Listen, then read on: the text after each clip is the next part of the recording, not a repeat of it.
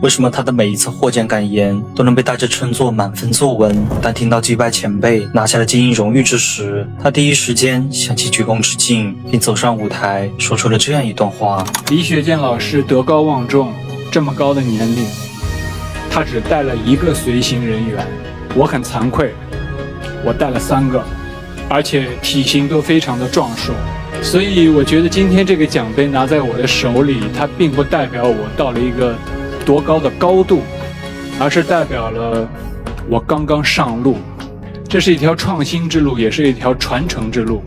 艺术是需要创新的，但是追求艺术、敬业的精神是需要传承的。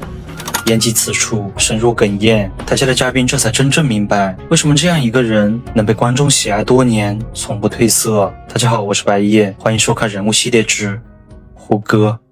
时间拉回到96年，笔试刚满14的胡歌顺利当上《阳光少年》节目的主持人。我叫胡歌，我衷心的希望能与电视机前的每一位观众朋友们成为知心朋友。之后，他一边在电视台当主持与记者，一边做学生编辑，还活跃在舞台和影视领域。这时候的胡歌还没有长开，虽称不上有多帅气，但给人的感觉有种文质彬彬的书生气息。胡歌这部电影也是胡歌首次出现在大荧幕上，还为动画电影《宝莲灯》配过音。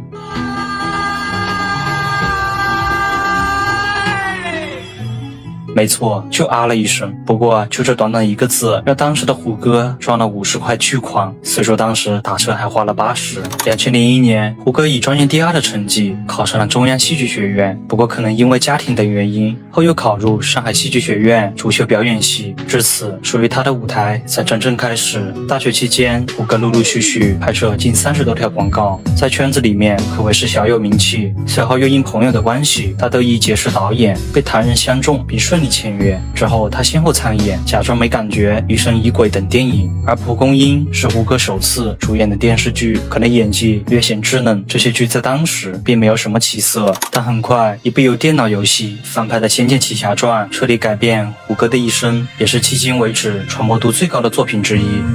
我们今日一别，让我10年后再相见。我们一定会达成心中的理想的，一定会的。其实一开始李逍遥一角的人选并不是胡歌，而是林志颖和周渝民。但在一次试镜中，一位扮演蜘蛛精的妹子看见胡歌在那摆弄，以为他饰演的就是李逍遥。然后我试的时候，旁边有一个妖怪也在试到几次，但我特别感激他，我现在特别感激他。但名字我已经不知道了。他试的是一个蜘蛛精，就一个女孩，然后他看着我，他一直看我，看，然后他说：“哎，他说你演的是李逍遥啊。”然后后来大家都觉得试出来的感觉还真的挺像那个游戏里的。游戏主创姚庄宪看着胡歌的模样，感觉和他心目中的李逍遥确实十分接近。随后经过讨论，最终由胡歌接下。很显然，这位导演独具慧眼，该剧自播出以来稳居各大平台榜首，全网收视率几乎第1，也是90甚至00后的青春回忆。孩子，你明白？李逍遥，我喜欢你。不，我爱你。我别不杀鸡。哎，你以为我会感动的哭啊？我知道，你心里一直只有琳儿。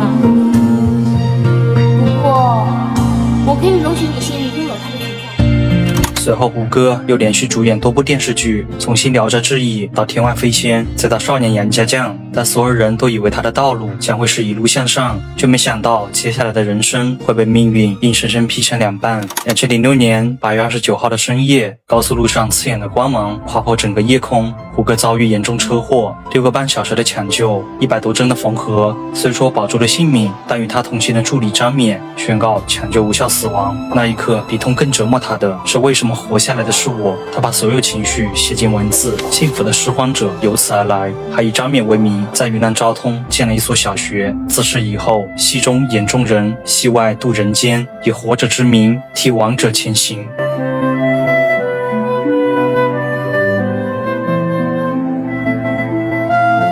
养好伤之后，胡歌没有停滞，而是回到剧组继续完成《射雕英雄传》的拍摄。但在这个过程，据他回忆十分痛苦，因为车祸导致脸上的伤疤太过明显，每次拍摄只能不断补妆。倒不是有多在乎自己的外貌，他只是不想给人添麻烦。我必须要把《射雕》这部作品完成。第二，我当时觉得，可能我还是想试一试吧。可是这个过程，其实真的是挺煎熬的。当我要重新面对镜头的时候，这是我一个特别大的负担。尤其是刚刚回剧组复拍的那几个月，我自己也没有勇气面对。我会觉得我给大家又添了很多麻烦。因为可能拍摄的进度会因为我而慢很多。2009年，仙剑3的饰演让胡歌找回了一些自信。今天这个角色吵闹、乐观、嘴碎、没心没肺，像是用笑声对抗命运的少年。没有什么飞鹏，只有我这个大英雄。蜀山那一锅白豆腐，以后都要靠我了。哈哈！我是就是大英雄。他开始接受现在的自己，接受脸上的伤疤，不再执着于回到过去的胡歌，而是尝试用新的方式重新认识镜头里的自己。但后来胡歌回看时坦言，那时候太开心了，反而有点用力过猛，因为卸下心里的包袱，他的表演状态一度过于亢奋，今天也成了他心中最遗憾的一个角色。小的是永安当新任的掌柜景天，景天的景，景天的天。在拍摄神话时，他把自己刘海梳了起来，看似只是一个造型变化，却是他与自己和解的重要一步。那一刻，他不是在赌观众，而是在告诉自己不要再躲了。事实证明他是对的。该剧自播出以后，收视率创下当年新高，但同时也面临一个问题。有时候拍戏就是在这个戏剧的这个世界里啊，我能够找着自己，能够找着这个路该怎么走。就是有时候我戏拍完了，比如说一个戏跟一个戏这个空隙的时候，往往就会没有方向啊。那一年，胡歌30岁，有收视率，有热度，也有源源不断的资源，他本可以顺路走下去，但他停下来了，因为胡歌比任何人都清楚，如果继续重复，等到的不是巅峰，而是被角色一点点掏空。于是，在人生最红的时候，他转身投向话剧舞台。我饰演的这个人物，他的命运太凄惨了，就是妻离子散啊，还不是子散，儿子得了绝症死了啊。然后呢，他自己又得了一种怪病，是全世界都查不出病因的，然后医生也给他判了死刑。是这样一个人，他在临死之前，他要去寻找一个答案，就是他人生的意义和价值在什么地方？为什么他要去承受这么多的痛苦？话剧没有热搜，也没有一夜爆红，却逼着他把每一句台词、每一个眼神，甚至每一次情绪都扎实的交给观众。也正是这段逆流而行的日子，让之后的胡歌在《伪装者》和《琅琊榜》里真正站稳了脚跟。灵台的丰满与隐忍，梅长苏的克制与算计，不再是演出来的，更像是被岁月磨砺出来的。在南方车站的聚会，为了饰演好这个底层小人物，胡歌增重、学舞、练习方言，甚至在泥地里滚到虚脱。成为角色，这是一个从外到内的过程。我要去晒灯、减肥、学武汉话。对我来说最难的事情就是说武汉话。23年的繁花，我想许多人不会陌生。这次不是意气风发的少年，也不是运筹帷幄的谋士，而是一个站在时代里的普通人阿宝。这个角色之所以打动人，并不是因为他有多耀眼，而是因为阿宝见过风光，也尝过失去，身上有野心，有算计，有退让，也有沉默。他会赢，也会输，但始终知道自己是什么地位。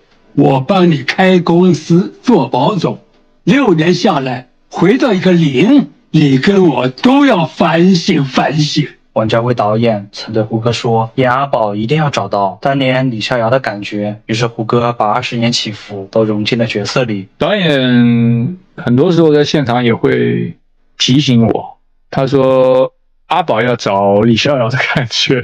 看完胡歌的人生，你会发现他真正打动人的从来不是哪一部爆火的作品，而是他一次次在命运面前选择不走捷径的样子。他拥有过顶峰，也被命运按进过谷底，角色终会散场，流量也终将退去。也许正如他自己说的那样，既然活了下来，就不能白白活着。所以今天的胡歌不急于被看见，却一直在走向更远的地方。今天是一个非常有意义的日子，对于在座的每一位同学来说，你们即将要开启一段全新的人生的旅程。你们以后可能会成为编剧、导演、演员，可能会成为舞美设计等等等等，这些都是将来你们的职业。但是明星或者偶像，那仅仅是职业附加的光环。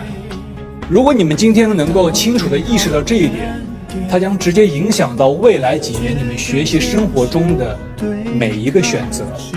敬畏艺术，热爱艺术，将会让你的审美、你的格局、你学习的目标、你创作的初心都随之而改变。